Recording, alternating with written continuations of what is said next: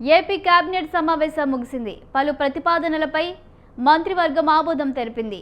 AP cabinet ప్రారంభమైంది. ముఖ్యమంత్రి నారా చంద్రబాబు నాయుడు అధ్యక్షతన సచివాలయంలో జరుగుతున్న కేబినెట్ సమావేశంలో 65కి పైగా కీలక అంశాలపై చర్చించారు. క్వాంటమ్ కంప్యూటింగ్ పాలసీ 2025 నుంచి 30కి ఆమోదం తెలుపనుంది. కేబినెట్ ప్రతిపాదిత డ్రోన్ సిటీలో భూ కేటాయింపుల విధానానికి గ్రీన్ సిగ్నల్ ఇవ్వనుంది. ఎస్ఐపిబి ప్రతిపాదనలకు కూడా ఆమోదం తెలిపే అవకాశం ఉంది.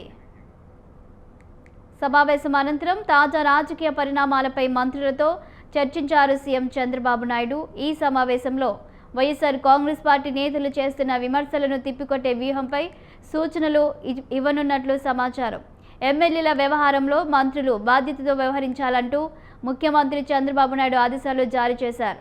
ఇప్పటికే పలు దఫాలుగా పలువురు ఎమ్మెల్యేల వ్యవహారంపై సీఎం చంద్రబాబు ఆగ్రహం వ్యక్తం చేస్తూ సీరియస్ వార్నింగ్ ఇచ్చారు.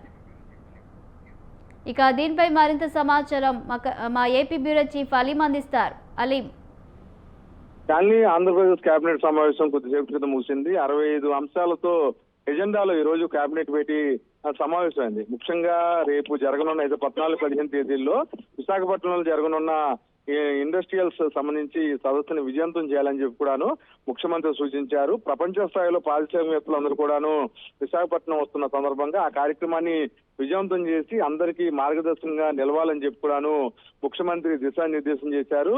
ఇప్పటికే విశాఖపట్నంలో భూముల కేటాయింపు అంటే సింగిల్ విండో ద్వారా భూముల కేటాయింపు పారిశ్రామిక వేత్తలకు ఇవ్వటా కూడాను రాష్ట్ర ప్రభుత్వం సింగిల్ విండో విధానాన్ని తీసుకొచ్చిందని, ఏదైతే కంపెనీలు ఆంధ్రప్రదేశ్ లో పెట్టుబడి పెడతాయో వారందరికీ కూడాను సింగిల్ విండో ద్వారా భూములు కేటాయిస్తామని చెప్పి కూడాను ముఖ్యమంత్రి తెలియజేశారు. మరి పక్కన తుఫాను సమయంలో చాలా మంది చాలా బాగా పనిచేశారని, అందులో మంత్రులు ఎమ్మెల్యేల పనితీరు బాగుందని అధికారులందరినీ కూడాను సన్మానించడం జరిగిందని, అలాగే ప్రకాశం జిల్లా అలాగే గుంటూరు కృష్ణా జిల్లాతో పాటు ఎవరైతే ఇన్ఛార్జి మంత్రులు ఉన్నారో వారు చూపిన ప్రతిభకు అందరి తరఫున తను అభినందనలు తెలియజేస్తున్నానని చెప్పి కూడాను ముఖ్యమంత్రి తెలియజేశారు. మరి పక్కన 48 మంది ఎమ్మెల్యేల పనితీరు బాగోలేదని, వారందరూ పద్ధతి మార్చుకోవాలని, జిల్లా ఇన్ఛార్జి మంత్రులు బాధ్యత తీసుకోవాలని చెప్పి కూడాను ముఖ్యమంత్రి సూచించడం జరిగించాలని, ఓవరాల్ గా కూడా ముందుగా విశాఖపట్నం సదస్సు విజయవంతం చేయాలి, అలాగే మెంసా తుఫాన్ తాకిడికి సంబంధించి నిధులు విడుదల చేయాలి, అంతేకాకుండా సిఆర్డీకి సంబంధించి ఒక 7,500 కోట్లు నిధులను ఇతర సంస్థల ద్వారా కూడాను అప్పు తీసుకోవాలని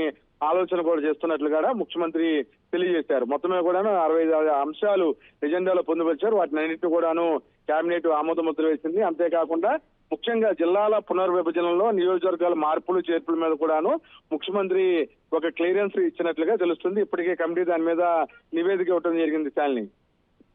రైట్, థ్యాంక్ యూ అలీం.